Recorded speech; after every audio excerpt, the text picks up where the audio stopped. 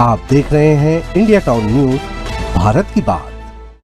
नमस्कार, स्वागत है आपका इंडिया टाउन न्यूज में। मैं हूं आपके साथ संजना कुशवाहा। अगर मैं आपसे कहूं कि छत्तीसगढ़ में एक ऐसा मंदिर है जहां हर रात भगवान खुद आते हैं सोने, तो क्या आप यकीन करेंगे?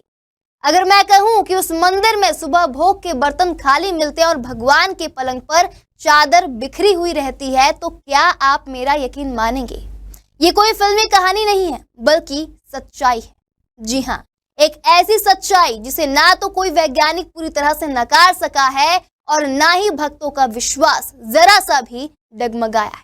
तो चलिए आज हम आपको लेकर चलते हैं छत्तीसगढ़ के गरियाबंद जिले के राज्य में, जिसे छत्तीसगढ़ का प्रयाग कहा जाता है, जहां बहती है 3 पवित्र नदियां, महानदी, पैरी और सोंढू, जहां पर बसा है राजीव लोचन मंदिर और जहां हर शाम भगवान के लिए पलंग लगाया जाता है और हर सुबह चादर सिकुड़ी हुई मिलती। देखिए हमारी खास रिपोर्ट।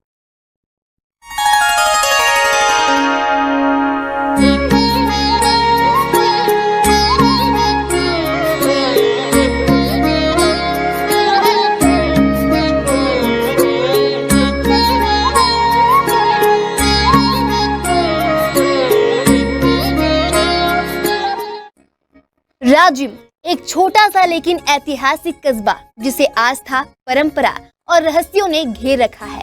यहाँ का मुख्य आकर्षण है राजीव लोचन मंदिर, जो भगवान विष्णु को समर्पित है। लेकिन इस मंदिर की सबसे खास बात यह है कि यहाँ भगवान साक्षात विश्राम करने आते हैं। यहाँ 3 नदियों का संगम होता है, इसलिए इसे छत्तीसगढ़ का त्रिवेणी संगम भी कहा जाता है। यह वही स्थान है जहाँ हर साल माघ पूर्णिमा से लेकर महाशिवरात्रि तक विशाल मेला लगता है। राजीव लोचन मंदिर का निर्माण करीब 7वीं शताब्दी में नलवंशी नरेश विलास तुंग ने करवाया था।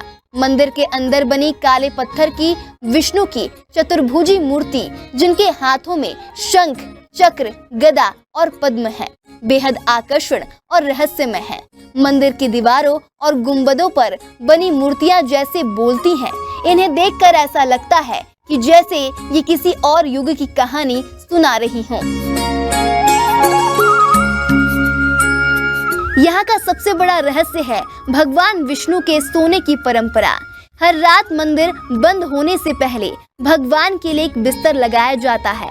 बिस्तर में चादर बिछाई जाती है, तकिया लगाया जाता है और पास में एक कटोरे में तेल भी रखा जाता है। लेकिन हर सुबह जब मंदिर खुलता है तो चादर सिकुड़ी हुई मिलती है, तकिया एक ओर सरका होता है और सबसे चौंकाने वाली बात, कटोरे में रखा तेल गायब होता है। क्या भगवान सच में आकर विश्राम करते हैं या फिर यह किसी अलौकिक शक्ति का संकेत है?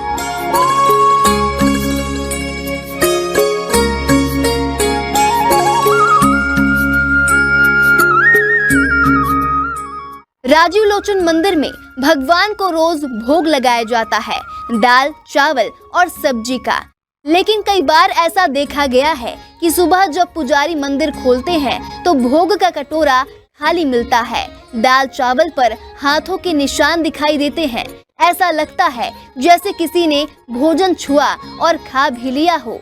स्थानीय पुजारियों और श्रद्धालुओं का दावा है कि उन्होंने कई बार इस अद्भुत घटना को अपनी आंखों से देखा है। कुछ ने वीडियो बनाने की कोशिश भी की, लेकिन हर बार कैमरे की रिकॉर्डिंग या तो बंद हो गई या फिर धुंधली हो गई।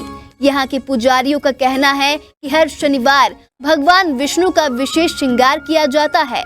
उन्हें तिल के तेल से लेपा जाता है, फिर सजाया जाता है। लोगों का मानना है कि इस दिन अगर कोई सच्चे मन से दर्शन करता है तो उसे सपनों में कोई संकेत मिलता है या फिर कोई पुराना दुख खुद ब खुद दूर हो जाता है।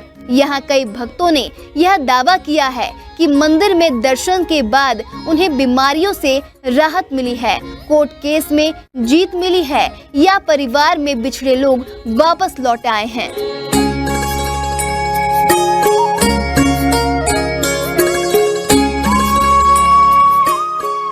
तो वहीं राजिम को कमल क्षेत्र भी कहा जाता है।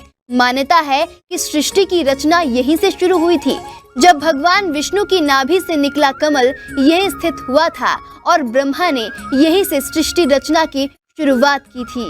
इसके अलावा यहाँ पर राजिम तेलिंग का मंदिर भी है। कहा जाता है कि वह एक सामान्य तेल बेचने वाली महिला थी, लेकिन भगवान की इतनी बड़ी भक्त थी कि उनका नाम पूरे क्षेत्र को मिला। आज का राजिम मंदिर के पास ही स्थित है राजराजेश्वर मंदिर, जो भगवान शिव को समर्पित है।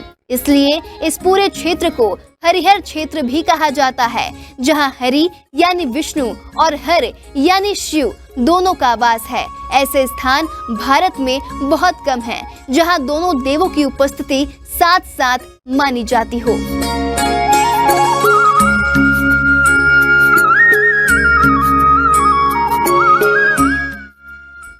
राजिम सिर्फ एक धार्मिक स्थल नहीं, एक जीता जागता रहस्य है। यहाँ भक्त केवल दर्शन करने नहीं आते, वे अनुभव लेने आते हैं।